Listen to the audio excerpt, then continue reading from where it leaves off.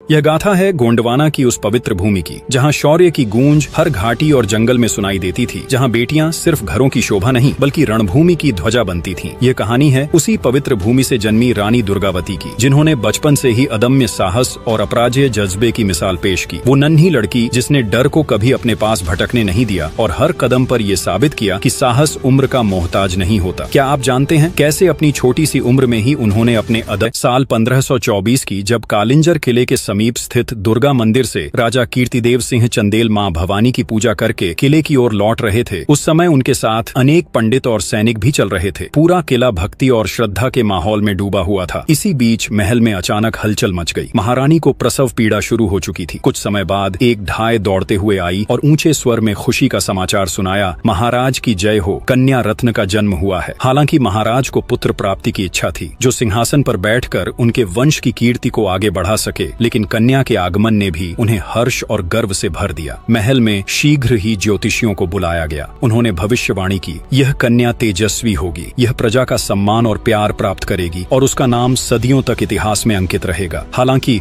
उसका जीवन सुख और दुख का अद्भुत मिश्रण रहेगा। तभी एक पंडित जो राजा के साथ मंदिर से लौटा था, उसने सुझाव दिया, महाराज, इस कन्या का जन्म पवित्र दुर्गा अष्टमी के दिन हुआ है, अतः इसका नाम दुर्गावती रखना उपयुक्त होगा। इस प्रकार 5 अक्टूबर 1524 को उत्तर प्रदेश के बांदा जिले के कालिंजर किले से इस वीरांगना की अद्भुत गाथा का पड़ा हो रहा था। उसकी किशोरावस्था में बहुत सी बहादुरी की कहानी है। ऐसे ही जब वह 10 वर्ष की नन्ही आयु में थी, एक शाम का समय था। बाजार में हलचल और चहल पहल थी। दुर्गावती अपने घुड़सवारी प्रशिक्षक के साथ बाजार घूमने निकली। जैसे ही वह अपने अश्व पर सवार होकर आगे बढ़ी, बाजार में भगदड़ मच गई। चारों ओर लोग चिल्ला रहे थे, बचो बचो। दुर्गावती ने देखा कि एक मदमस्त हाथी बेकाबू होकर दौड़ता हुआ आ रहा है। उसकी विशालता और उग्रता देखकर लोग भयभीत होकर भागने लगे। महावत ने हाथी को रोकने की भरपूर कोशिश की, लेकिन वह अंकुश की परवाह किए बिना और तेज दौड़ता गया। यह देख दुर्गावती के मन में उत्सुकता जागी। अपने अश्व को तेज करते हुए वह हाथी के पीछे बढ़ गई। जब महावत ने किसी तरह हाथी को रोक लिया और उसे जंजीर से बांधने की कोशिश करने लगा, तभी दुर्गावती ने अश्व से उतरकर महावत के पास जाकर कहा, चाचा, मैं इस हाथी पर सवारी करूंगी। तब महावत चौंक कर बोला, बिटिया, यह जंगली हाथी है, यह सवारी के योग्य नहीं है। मैं आपके लिए दूसरा हाथी लाता हूँ। दुर्गावती ने मुस्कुराते हुए उत्तर दिया, हाथी ही तो है, क्या यह हमारे इशारों पर नहीं चलेगा? मुझे इसे ही चलाना है। महावत ने लाख समझाने की कोशिश की, लेकिन बोली, हाथी हमारे सैनिक और देवता दोनों हैं, भला हमें इनसे क्या डर। तब लोगों ने उस दिन देखा कि जिस हाथी ने कुछ समय पहले बाजार में दहशत फैलाई थी, वही अब दुर्गावती के इशारों पर चल रहा था। यह नन्ही बालिका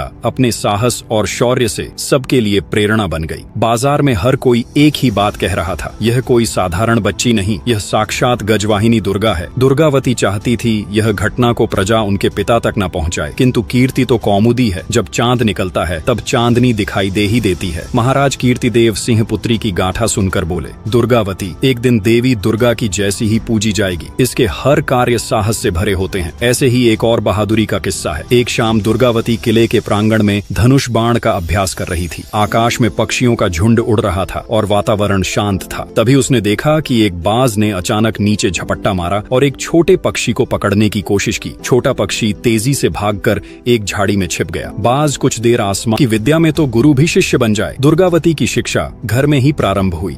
उनको पढ़ाने के लिए एक गुरुजी नियमित आते थे। भाषा, राजनीति, संस्कृत तथा अन्य उपयोगी शिक्षा प्रदान करते थे।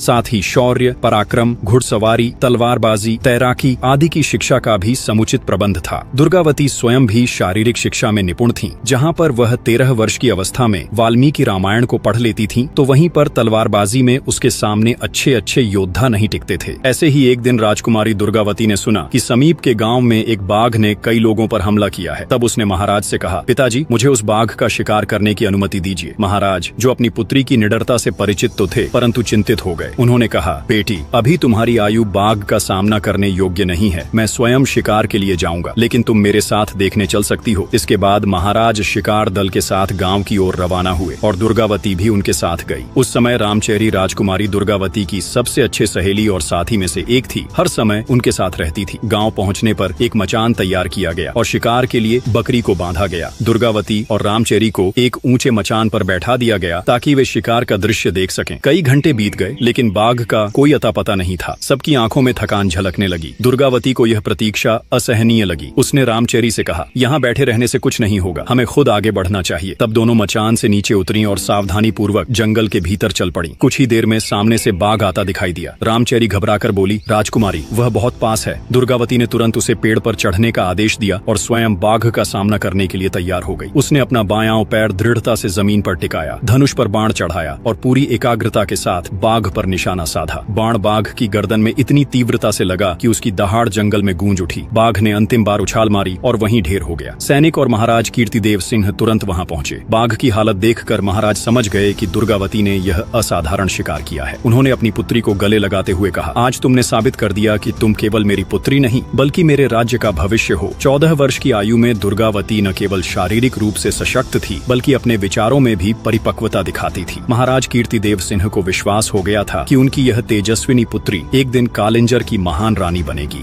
अब जैसे जैसे दुर्गावती बड़ी होती जा रही थी वैसे वैसे महाराज कीर्तिदेव सिंह की चिंता बढ़ती जा रही थी। इतने उत्कृष्ट गुणों के बावजूद वह एक बेटी ही थी और महाराज को उसके लिए एक सुयोग्य राजा से विवाह करना ही होगा। लेकिन जैसे ही वह किसी सुयोग्य राजा के बारे में सोचते उनका मन उदासी से भर जाता, क्योंकि बहुत सारे राजा अब मुगल में जा मिले थे। वह सोचते, क्या ऐसा कोई राजा है जो दुर्गावती के योग्य हो? इर्द गिर्द के राजाओं को देखकर महाराज कीर्तिदेव सिंह का मन बैठ जाता था। वह अक्सर इसी चिंता में रहते कि आखिर उनकी पुत्री के लिए योग्य वर कहाँ मिलेगा। इधर दुर्गावती अपनी ही धुन में रहती। वह कभी सैनिकों और अपनी सहेली रामचेरी के साथ शिकार खेलने निकल जाती तो कभी अपने राज्य की सीमाओं का निरीक्षण करने। ऐसे ही एक दिन दुर्गावती ने अपने सैनिकों से सुना कि गढ़ा राज्य में बंदूकों का इस्तेमाल बहुत होता है और मुगल सेना के पास आग्नेयास्त्रों की भरमार है। तो बंदूक के प्रयोग देखने के लिए दुर्गावती के मन में बहुत जिज्ञासा उठी। वह कालिंजर और गढ़ा की सीमा में शिकार खेलने के उद्देश्य से अपनी छावनी जा पहुंची। उन दिनों दुर्गा पूजन का उत्सव चल रहा था। 2 कोस दूर पर मनियागढ़ नाम का एक पठार था जिसके ऊपर एक बड़ा किला था। वहाँ एक बस्ती थी, एक राजमहल और एक भव्य मंदिर भी था। बस्ती में अधिकांश लोग गोंड जाति के थे। उस ऊंचे पत्थर पर चढ़कर चारों ओर का दृश्य देखना अत्यंत मनोरम लगता था। दुर्गा पूजा के अवसर पर गढ़ा के राजा भी मनियागढ़ में आते थे। दुर्गावती ने सोचा कि संभवतः इस मेले में बंदूकें भी मिलेंगी। इस विचार से उत्साहित होकर वह जंगल के रास्ते से कुछ सैनिकों और अपनी सहेली रामचेरी के साथ मनियागढ़ की ओर चल पड़ी। रास्ते में रामचेरी बोली, सुनने में आया है कि गढ़ा के राजा शेर का बहुत शिकार करते हैं और कामदेव की तरह लगते हैं। यह सुनकर दुर्गावती मुस्कुराई और बोली, तू मंदिर देखने जा रही है या राजा महाराजा देखने? ऐसे ही हंसी मजाक और बात करते करते दोनों मनियागढ़ के नजदीक पहुंच गए। जब रामचेरी और दुर्गावती मनियागढ़ पहुंचे तो वहां वे देखी कि यहाँ पर अधिकतर स्त्री पुरुष सांवले थे। काली होने के बावजूद महिलाएं अपने सुगठित शरीर से आकर्षक लगती थीं और ठिगने कद के पुरुष भी अपने पुष्ट शरीर से परिश्रमी प्रतीत होते थे। जीवन अपने सामान्य गति से चल रहा था। तभी अचानक वहाँ एक जोरदार कोलाहल मच गया। लोग घबराकर इधर उधर भागने लगे। कोई सामान समेट रहा था तो कोई अपने परिवार को सुरक्षित स्थान पर पहुंचाने की कोशिश कर रहा था। तभी रामचेरी ने चिल्लाकर दुर्गावती को चेतावनी दी, दुर्गावती, हथियार उठाओ, परीक्षा का समय आ गया है। ये सुनते ही दुर्गावती चौकन्नी हो गई। उसने तुरंत धनुष उठाया और प्रत्यंचा चढ़ा दी। बाण को साधते हुए उसने घाट की ओर देखा। दूर से सैनिकों की टुकड़ी तेजी से उनकी ओर बढ़ रही थी। घाट पर भगदड़ मची हुई थी और लोग गिरते पड़ते घाट से दूर जाने की कोशिश कर रहे थे। इसी बीच दुर्गावती की नजर घाट के एक किनारे पर पड़ी। वहाँ एक शेरनी खड़ी थी। उसके साथ उसके 2 छोटे शावक भी थे। दुर्गावती का हाथ एक पल के लिए ठिठक गया। उसने बाण नीचे कर लिया और रामचेरी से कहा, देखो माँ अपने बच्चों के साथ है, इसे क्यों मारें? आगे बेचारे शावकों का क्या होगा? कौन उनका पालन करेगा? रामचेरी ने,